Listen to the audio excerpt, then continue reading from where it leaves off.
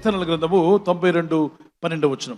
నీతిమంతులు ఖర్జూర వృక్షం వలె మువ్వవేయుదురు, లెబానోను మీద దేవదారు వృక్షం వలె వారు ఎదుగుదురు. ఎవరా నీతిమంతులు? యేసుక్రీస్తు రక్తము నీతిమంతుని యొక్క రక్తము. ఆయన నీతిమంతుడు. ఆయన రక్తంలో కడగబడిన వారందరూ ఎవరవుతారు? నీతిమంతులు అవుతారు.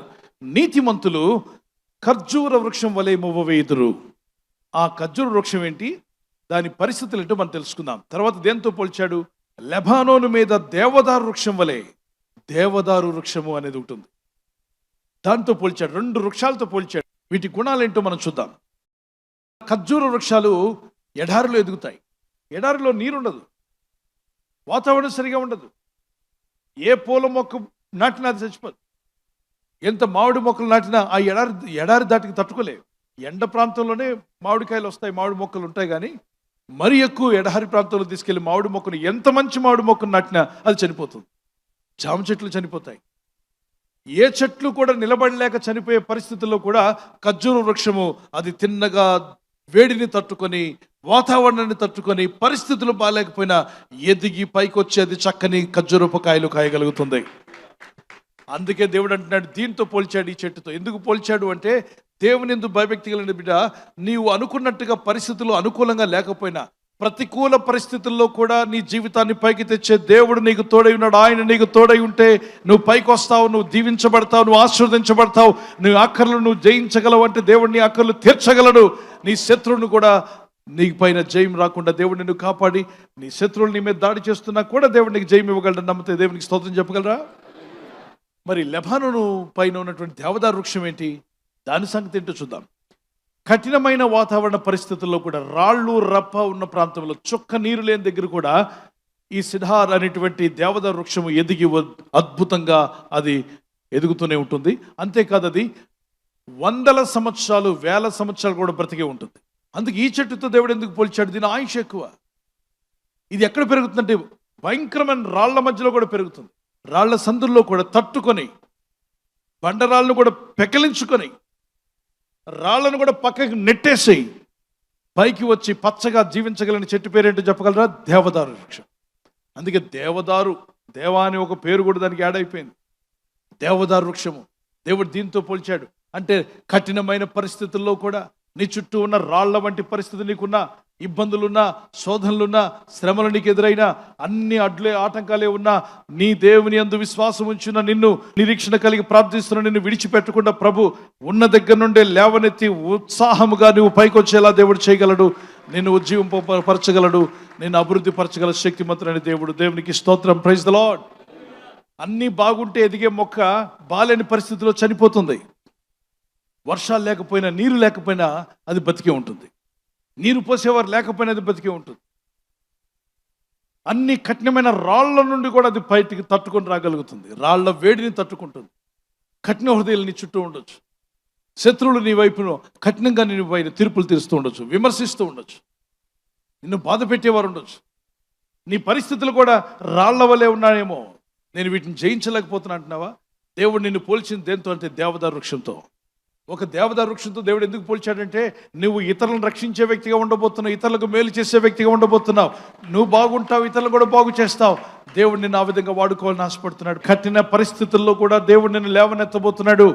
పరిస్థితులు బాగాలేకపోయినా దేవుడు నిన్ను చేయి విడవక లేవనెత్తే గొప్ప దేవుడు. నమ్మిన వారు దేవునికి స్తోత్రం చెప్పగలవా?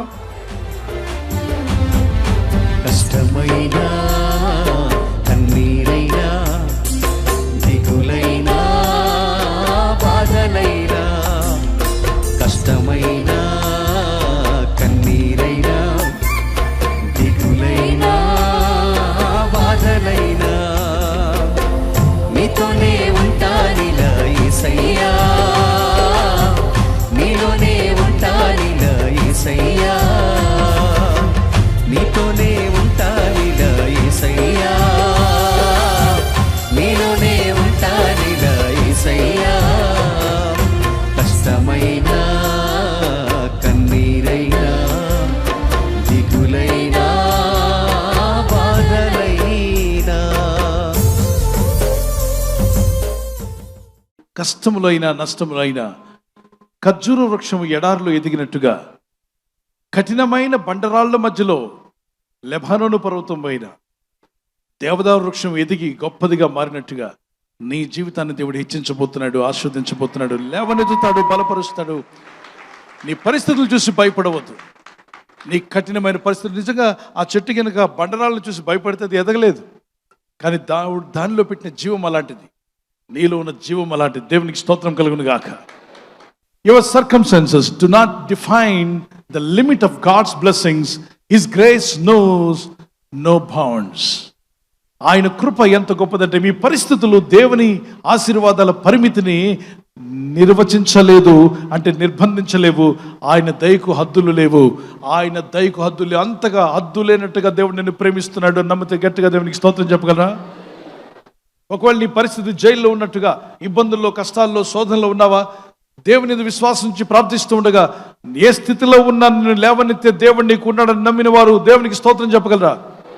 ఎస్, తప్పనిసరిగా ఈరోజు కష్టాల్లో ఉన్నవారు నాకు కనబడుతున్నారు, ఇబ్బందులు ఉన్నవారు కనిపిస్తున్నారు, కన్నీళ్లు కరుస్తున్న వారు కనబడుతున్నారు, గుండె భారంతో ఉన్నవారు ఉన్నారు.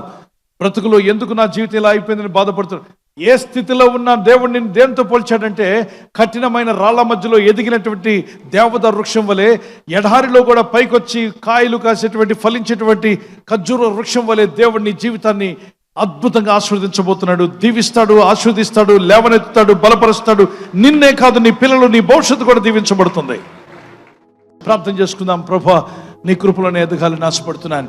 చేతులు రెండు పైకెత్తి, ప్రభా ఈరోజు నాతో మాట్లాడేవు తండ్రి. దేవదారు వృక్షం వలె బండరాళ్ల మధ్యలో కూడా పెకలించుకొని బయటికి వచ్చి ఎత్తైన వృక్షంగా మారినటువంటి ఆ దేవదారు వృక్షం వలె నన్ను, నా ఇంటిని దీవించండి ప్రభు, ఆశీర్వదించండి. నీతిమంతులుగా నన్ను మార్చావు, నీ రక్తంలో నన్ను కడిగావు తండ్రి. నా పరిస్థితి బాలేదు, కానీ నా దేవుడు నన్ను హెచ్చిస్తాడు, నన్ను లేవనెత్తుతాడని నేను నమ్ముచున్నాను ప్రభు. ఈ ప్రజలు చేస్తున్న ప్రయత్నాలు ఫలింపచేయండి. ఈరోజు ప్రార్థించి ప్రయత్నించబోతున్న శంకుస్థాపన అయిన, గృహప్రవేశమైన, ఒక బిజినెస్ ప్రారంభిస్తున్నా, ఉద్యోగ ప్రారంభానికి వెళ్తున్నా, ఒక మంచి కార్యక్రమాన్ని ప్రారంభిస్తుండగా, నేను వారి బిడ్డల వివాహం కొరకు ప్రయత్నాలు చేస్తుండగా, వారు చేస్తున్న ప్రయత్నాలు ఫలించలాగున మీ దూతలకు ఆజ్ఞాపించండి. మీరు ఆజ్ఞాపిస్తే కార్యాలు జరుగుతానైనా ప్రభు. ఎవరైతే అనారోగ్యం, బలహీనత అనే అంధకారంలో వారి జీవితం ఉన్నదో అటువంటి వ్యాధి రోగాలను వెళ్ళగొట్టి ఈ వెలుగును ఉదయింపచేసి నీ గాయపడిన హస్తంతో వారి క్రిటికల్ సిచ్యువేషన్ నుండి, వ్యాధి రోగముల నుండి, రోగ పడకల నుండి వారిని లేవనెత్తి స్వస్థపరిచి నీ సాక్షిగా వారిని వాడుకోరాయినా. ప్రయాణం చేసి బయటికి వెళ్తున్న వారు మళ్ళీ తిరిగి క్షేమంగా ఇళ్లకు వచ్చేందుకు సాయం దయచేయండి. మా ప్రయాణాల్లో నీ కాపుదలు ఇవ్వండి. ఎటువంటి యాక్సిడెంట్స్ కానీ, ప్రమాదాలు కానీ గురి కాకుండా నీ కాపుదలు యేసు నామములో ప్రతి ఒక్కరికి కలుగునుగాక. నీ చిత్తం నెరవేర్చమని యేసు క్రీస్తు పరిశుద్ధ నామములో అడుగుచున్నాము మా పరలోకపు తండ్రి, ఆమేన్.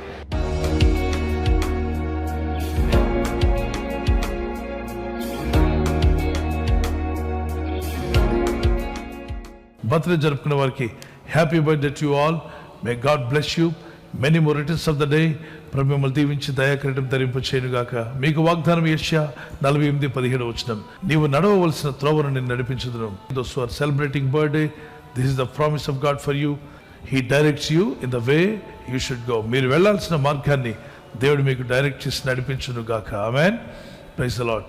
మరి వెడ్డింగ్ యానివర్సరీ జరుపుకునే happy anniversary. Many more returns of the day. God bless you.